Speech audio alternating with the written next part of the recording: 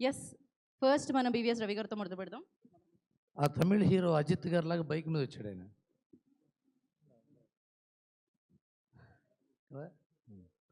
అందరికీ నమస్కారం. పాట వింటే చాలా రోజుల తర్వాత మంచి తెలుగు పాట విన్నట్టుంది. అన్ని తెలుగు మాటలు, తెలుగు ఎక్స్ప్రెషన్స్ చాలా చంపేస్తావే మనుషు ప్రజల్ని అని పదం కానీ, మతిపోగొట్టం కానీ ఎంత చక్కగా ఉందంటే పాట మళ్ళీ మళ్ళీ వినాలనిపిస్తుంది. చాలా థ్యాంక్ యూ భాస్కర్ అన్నయ్య, చాలా మంచి పాట రాసావు. చాలా కాలం పాటు ఈ పాట చూడండి మీరు, లూప్లో డ్రైవ్లో వెళ్తుంటే వినడం అనిపిస్తుంది ఈ పాట. సరదాగా సాయంత్రం పూట చిన్న సెటప్ పెట్టుకుంటే అనిపిస్తుంది పాట, బైక్ మీద ఇయర్ ఫోన్స్లో పెట్టుకుంటే అనిపిస్తుంది పాట. అలాంటి పాట చేయించారు. Thank you so much. చాలా అంటే ఇది విజయ్ బుల్గనేని గురించి నాకు ఎప్పుడూ చాలా ఇష్టం. ఏంటంటే ఆయన తన రూట్స్లో ఉంటాడు. ఆ పాట కూడా అందులో రూట్స్లోంచి వచ్చింది. ఆయన మొన్న లాస్ట్ టైము బ్యాండ్ మ్యాన్ అని అనుకుంటాను. అడిగితే ఎక్కడి నుంచి వచ్చారండి, మీ ఇల్లు ఎక్కడండి? కాకినాడ అన్నాడు. సరే కాకినాడ ఊరండి, ఇల్లు ఎక్కడ అని అడిగా. ఇల్లు కూడా కాకినాడే అన్నాడు. కాదండి హైదరాబాద్లో ఎక్కడ అన్నా. లేదు లేదు కాకినాడలోనే ఉంటానండి అన్నాడు. కాకినాడ నుంచి మ్యూజిక్ ఏంటి మొత్తం ఫంక్షన్లకే పొద్దున గౌతమి, రాత్రి గౌతమి, పొద్దున వస్తానని మళ్ళీ సాయంత్రం గౌతమికి వెళ్ళిపోతాను నేను అంటే ఆ రూట్స్లో. ఇదివరకు మన Malayalam music directors, Kannada music directors చాలామంది ఆ రూట్స్లో ఉండడానికి కారణం వాళ్ళ పల్లె వాసన, మట్టి వాసన కోసం అలా ఉంటారు. అలాంటి మంచి మ్యూజిక్ డైరెక్టర్ భాస్కర్ భట్లు. సరే ఇద్దరు రాజమండ్రి వాస్తవ్యులు, ఆయన కూడా ఇద్దరు కలిసి చాలా చక్కటి మ్యూజిక్ చేసి పాట మళ్ళీ మళ్ళీ వినాలనిపించేది చేసినందుకు చాలా థ్యాంక్స్ ఒరియా పిల్లకి. ఇకపోతే మా హీరో శ్రీ విష్ణు, నేను మీకు కోన గారికి తెలుసు, మీరు ఆయనకి చెప్పబోయేది. ఒక 3-4 ఇయర్స్ బ్యాక్ మా ఆఫీస్కి ఒక ఓటీటీ ఎక్విజిషన్ హెడ్ వచ్చాడు. చాలా ఒక 4-5 చాలా పెద్ద బాంబే నుంచి. It's very one of the most powerful persons. అప్పుడు మాట్లాడుకుంటుంటే, ఏమండి నెక్స్ట్ 4 ఇయర్స్లో ఎవరండి బాగా లీడ్ చేసే హీరోలు అని అడిగితే డోంట్ బి సర్ప్రైజ్డ్ అన్నాడు. ఎవరో చెప్తారు కదా అని కొద్దిగా ఆతృతగా వింటే శ్రీ విష్ణు అన్నాడు అతను. 4 ఇయర్స్ బ్యాక్ చెప్పాడండి. It's not now, 4 years back.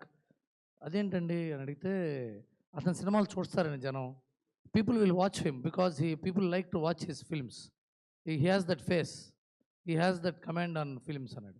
అంటే అసలు ఎవడో బాంబేలో వాడికి ఇది ఒరియా పిల్లలాగా వాడి ఏ గుజరాతీయో రాజస్థాన్ అయి ఉంటాడు, కానీ వాడు అంత రీసెర్చ్ చేసి వాడు అని ఎందుకు అంటున్నాడంటే వాడికి వినడు కాబట్టి ఇది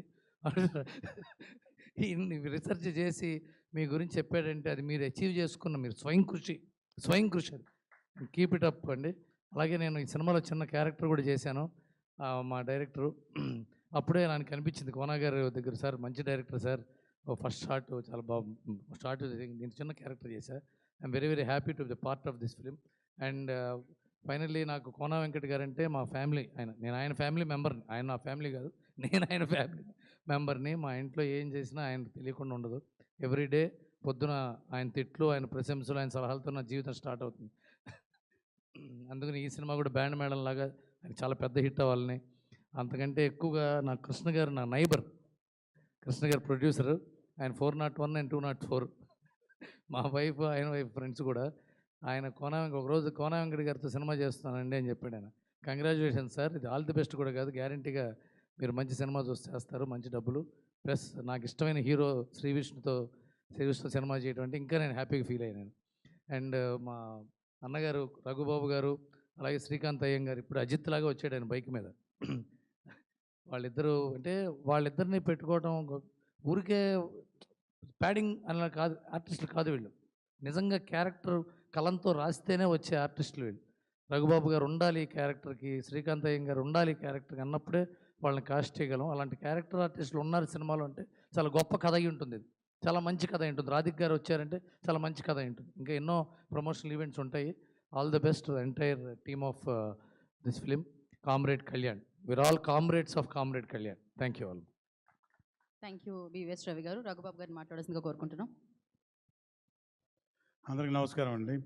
ఇక్కడికి వచ్చిన పాత్రికేయ మిత్రులు